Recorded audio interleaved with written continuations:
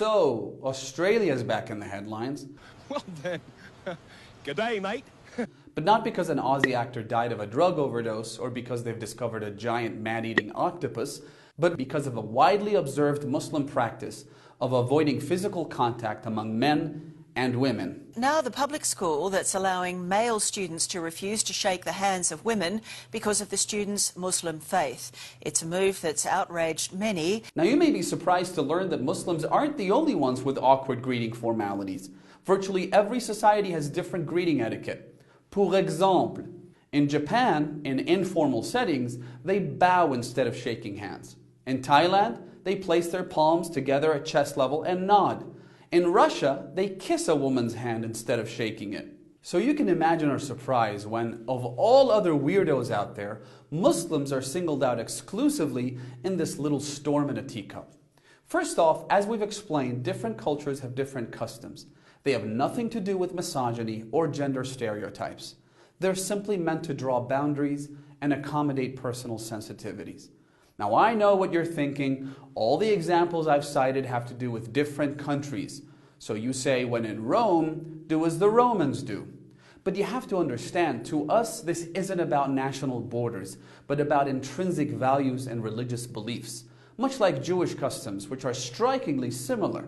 Orthodox Jews also don't shake hands for religious reasons. It's a part of Nagiya, where in accordance with halakha law, physical contact with a member of the opposite sex is strictly forbidden.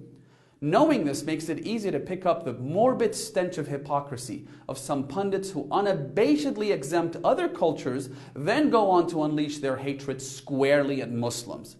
A barrage of articles were published recently basically arguing that because they've chosen to live in Australia, Muslims must abide by some vague notion of what's considered Australian.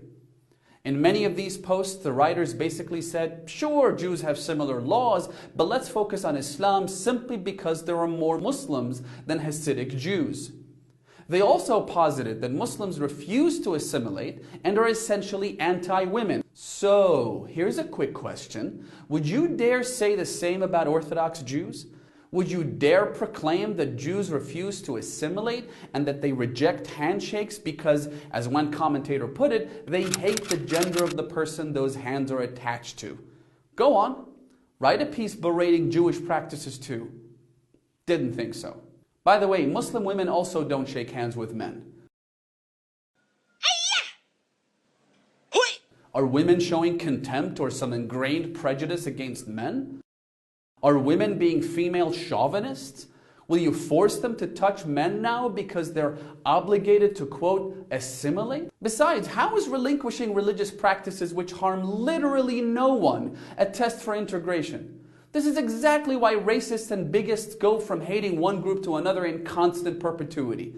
The Italians, the Irish, the Scots, the Jews, the Japanese, the Chinese, and now the Muslims.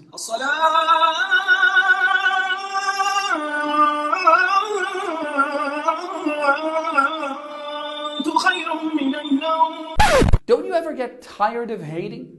What's with all the bitterness and racial rancor?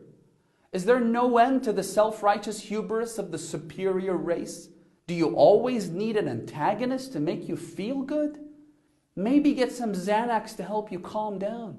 If you have trouble appreciating the subtle nuances of people's faith and showing tolerance towards their personal beliefs, pick up a book instead of spewing toxic vitriol. If someone doesn't want to touch you, maybe respect their wishes. Oh, and I love it when Islamophobes say not shaking hands is un-Australian or un-American. Seriously? Being a good citizen is predicated on forcing women to touch you? Next thing you know, immigration forms will add a question to bar anyone who has ever refused to shake hands. Incidentally, how about the fact that protocols governing British royalty mandate a strict, quote, no touching rule when greeting the Queen? No touching! No touching! No touching! Meaning that you should never make first physical contact or shake her hand. So if Muslim men treat women the exact same way that you treat your queen, that makes us un-Australian or un-American? And speaking of, Turns out that handshaking is not part of Aboriginal culture. In fact, the native peoples of Canada, Australia, and New Zealand generally don't shake hands, even if offered, and instead stick to verbal greetings. So why don't Muslims shake hands with the opposite gender? Well, what can I say? I mean, we have some strict rules on sexual purity and physical interactions. In fact, our religious scriptures say, and I quote, "If your right hand causes you to sin, cut it off and throw it away.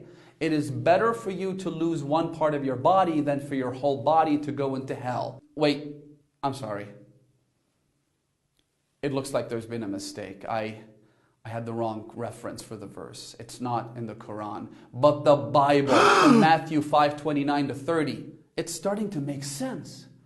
This is probably why Trump had this awkward encounter with the German Chancellor Angela Merkel.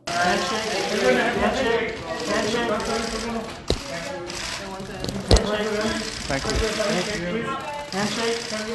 Okay. But seriously, the real reason Muslim men and women don't shake hands is to maintain chastity and avoid falling into a slippery slope that may fan the flames of temptation. Islam teaches that lust and sensuality should be unleashed to its maximum extent between husband and wife, and that anything that may arouse desire, even if seemingly innocuous as a handshake, should be avoided out of respect for each other's private space.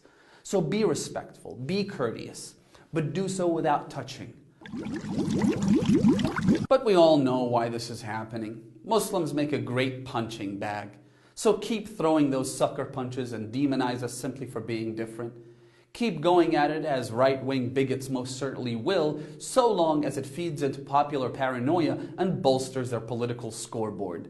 This is why spiteful politicians like the Dutch Geert Wilders have "Stop Islam" as his campaign slogan. Sure, because the Netherlands doesn't have any problems, because Australia's indigenous people don't suffer from poverty, because substance abuse and family breakups only happen in movies. So let's all focus on the biggest threat facing human civilization: Islamic table manners and handshaking etiquette. Should I go? Also, some of us have disabilities. Show photo of the lunatic with the hook. That's Pirates of the Caribbean. Same thing. What else? By the way, what if handshaking customs involved more than a simple handshake?